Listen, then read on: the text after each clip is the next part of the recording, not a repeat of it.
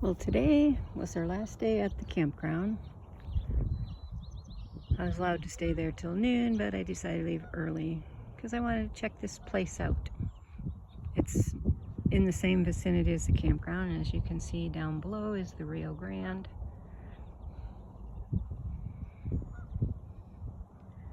I think my campsite was over there somewhere, not too far. But this is kind of cool, kind of doing things backwards. Because the place doesn't open until 10. Oh, that one doesn't have anything on it. But it is a historic site. And for those that are Spanish speaking, that's kind of what it says.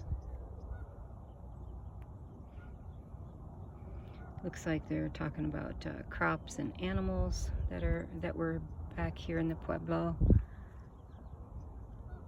back in the day. Over here we talk about the bosque. So you get the Spanish version and the English version, and they're talking about those mountains up there. And of course the river down below.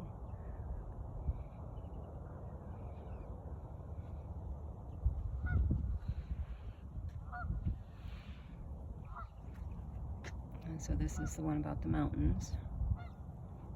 Las Montañas.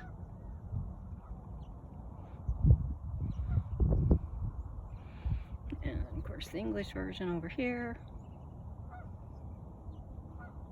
Oh, and a little rabbit. Where'd he go? So cute. There he is.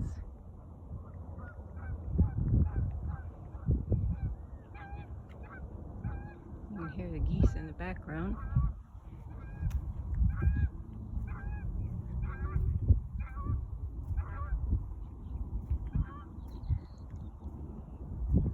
Trying to see where the rabbit went. Well, we know that's going to be put on the list of animals to talk about, because the rabbit has a lot of interesting things about it. First and foremost is fertility, but abundance also, rapid. So here we're talking about more of the resources, the cactus, the flowers from the cactus. And then over here, they're talking about the native crops and animals again.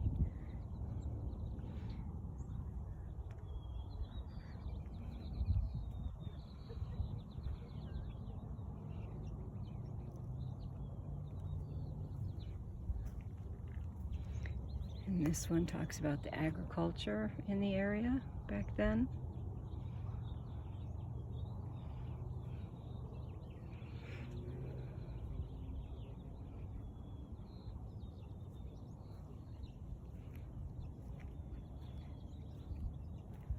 There's people standing over waiting for it to open.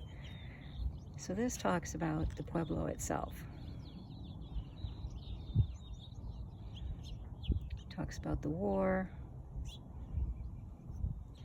talks about how this area got named Coronado because it was,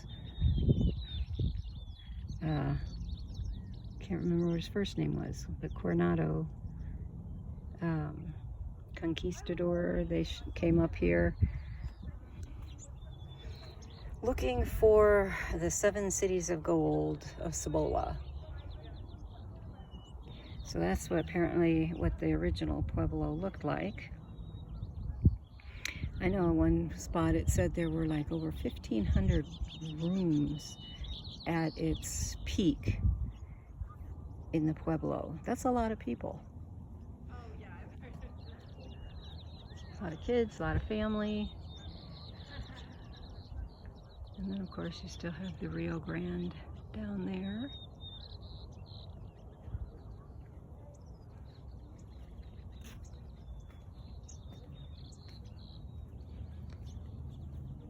And this, oh, this talks about the quail.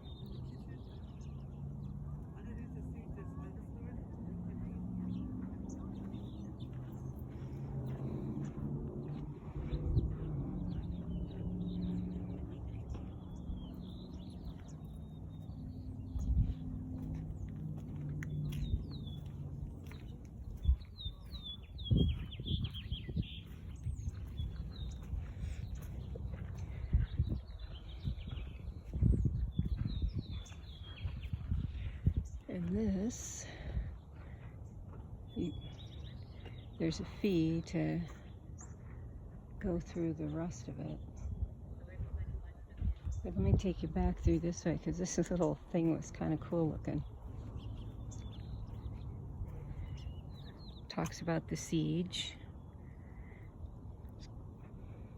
They need a new one. It's kind of hard to read. But this is the coolest looking contraption from long ago.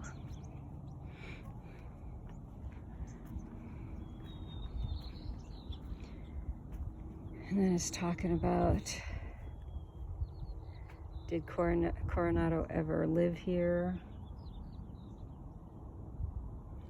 Again, it's so hard to read because it's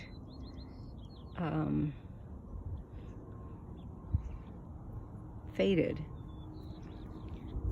The sun hits it. But these were interesting.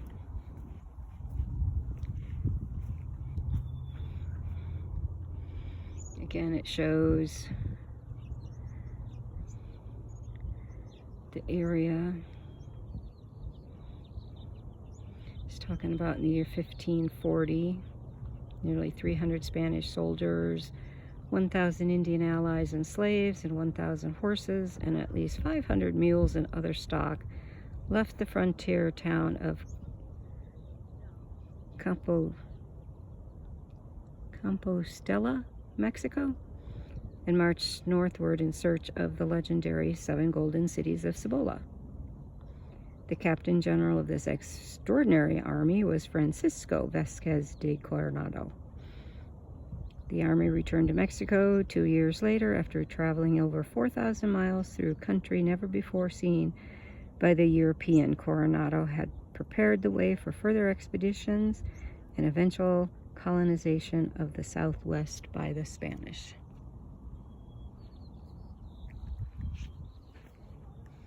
And over here, I think that's part of the fee that you have to pay, but you can see some of it from this side.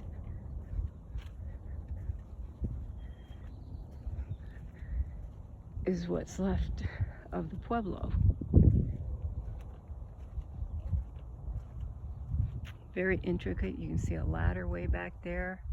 I might wait until 10 and go ahead and pay the fee to get in, because this looks interesting. And since on my father's side I am Spanish and Indian, this really intrigues me. So this one, okay, we'll read the English version. I don't know Spanish. In northern New Mexico, many American Indians from the west and the north moved toward permanent water sources during a drought period in the late 1200s. With their allies and existing communities along the Rio Grande, these people formed new and larger pueblos. Kuau, not sure how you pronounce that, it's Tiwa for evergreen, was one of the numerous communities that developed along the Rio Grande at about AD 1300. These were agricultural communities. The well-watered land near the Rio Grande provided excellent opportunities to produce the food necessary to feed an ever-growing population. These people flourished in their new environment. As you walk through these ruins, envision the construction of this pueblo made from the earth on site, rooms were added to this town until the early 1500s.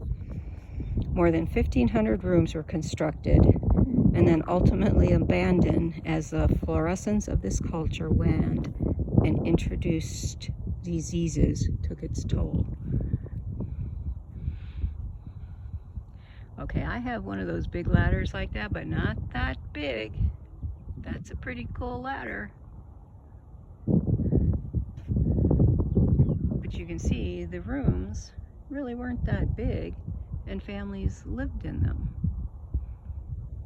Some of them are a little bit bigger. Those two over there seem to be a little bit bigger. These are fairly narrow.